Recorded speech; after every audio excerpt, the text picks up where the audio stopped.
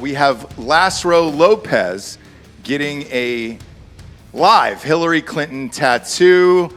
There he is. Look at that. So Can you roll to your left a little bit? It's in the background. It's him getting a tattoo. Yeah. There it is. Let's see that. Let's see that big guy. Look at that. Oh, boy. Well, we're making history here today, folks. Happy birthday to this future president. Bob, can we put the tweet on screen? That way the audience will know. We've done it for the last few weeks, and everybody was like, dude, there's no way you guys are going to do that. Yes, we are. And we hired our favorite tattoo artist, Will XX, out of San Antoine. Welcome to the show, Will. You've been on before. A while ago. A long time ago, dude. Right? Long time ago. You knew Matt back in the military, right? I did not. Oh, really? No. I met him like 2015. 2015, okay. Yeah. You've been doing all of our shit for years and years, man.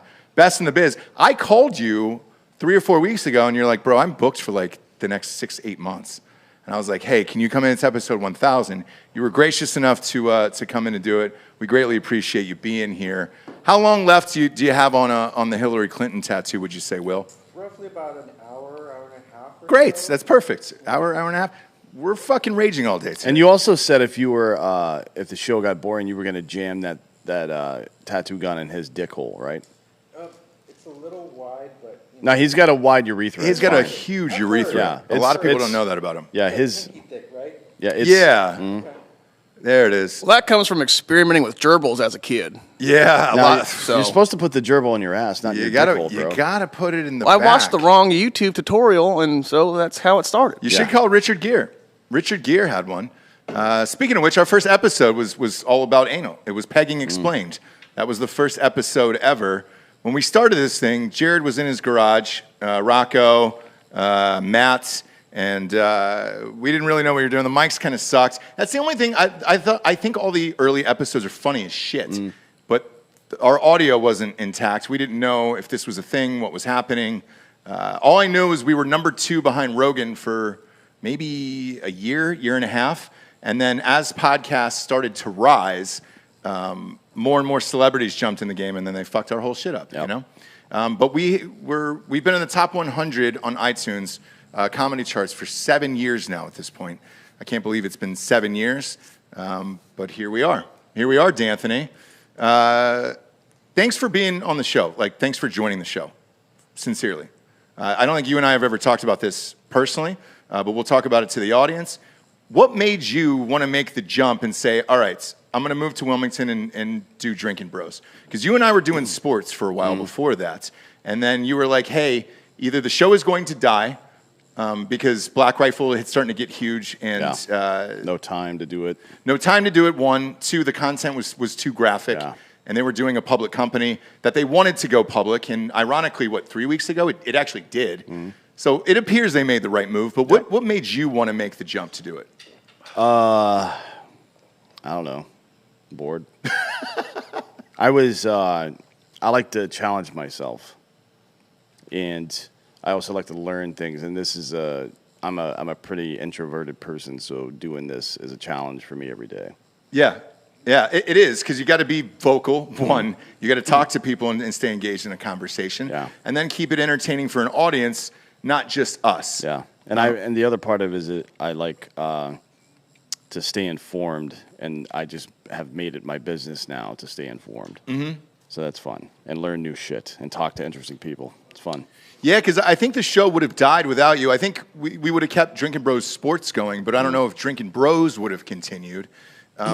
There was a few things that happened when you joined that I said, look, man, the audience is going to fucking turn and be pissed off for about 60 to 90 days because people hate change. Yeah. But I said, once they realize how smart you are and how locked in you are to the political atmosphere and how funny you are, I was like, dude, people will forget about it.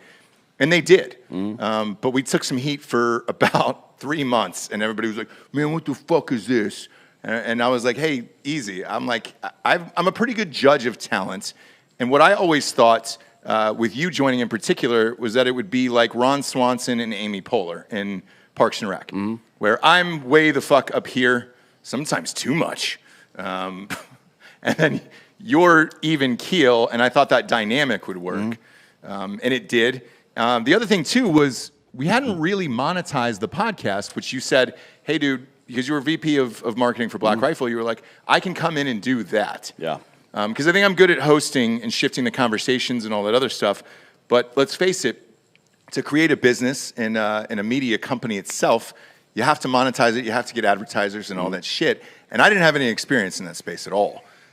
My background is movies, but sponsors would call for movies, and I didn't really have to do anything for that. Now, to be able to do all the stuff that we do, put on the cool events, make the products like the seltzer and the merch, and, you know, all of that stuff, it just costs so much goddamn money. Yeah. And that's another thing that I'm proud of personally is not only with the media company and the seltzer, but we've never taken any outside money. We're not in any debt. Nope. And I don't know many companies after 7 years that can say that. Shit's been tight at times. Where we've had to put our own money in, and it's like, oh boy, is this going to work? And then it always did. I think a couple aspects of the show changed where, you know, I'm looking back at the previous episodes here. As there's only so long you can talk about touching dicks together, in my opinion. Yeah. I mean, it changed in some ways, some of the dynamics. Okay. Sometimes. But, like, Evan and I are pretty similar people. Yes. So that wasn't that big of a change, to be honest. I'm just taller. Yeah, that's all. Really. That's all. And I don't wear glasses. Although I think he wears them for show, to be honest. You think so? No. He's like, he's got the irritating eyesight. I think it's like 20/40 or something. So it's just enough where if you're reading something up close, it fucking sucks, and then you have to start wearing glasses. I'm lucky that the Army polished up my eyeballs back in the day. Did they really? Yeah. Oh, damn, that's nice. Yeah, I got LASIK, or I actually got PRK in 2009. And my vision's, I've got like 2015 vision. Shit. Yeah. That's great. But yeah, as the show grew and we kept going along, I didn't think it was sustainable if we were just talking about butt fucking all day. We only talk about it a couple times a week now. We're down from every show to just a couple shows I think a week. part of the charm of the show is that we'll be having a very like serious conversation about a very serious topic, and then all of a sudden we'll veer off into talking about dicks. Yeah. Like before the show, we were looking for a dick hydra. Mm-hmm. Right? Hydra is like it's a snake, but it has a bunch of heads. Yeah. Right?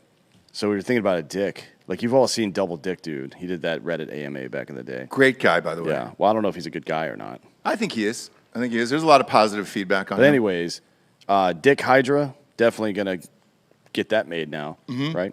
And this business, aside from, not having a boss and being able to make a living doing fun shit, I also, get to do that.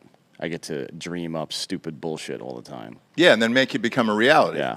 Especially with the merch. Yeah. Because sky's the limit on that, too. We did a decent job of it before, but now that Brittany's taking it over, it's actually getting good. Yeah. Yeah, it's getting real good. Like, we didn't make, for the first, once we started monetizing the company for the first,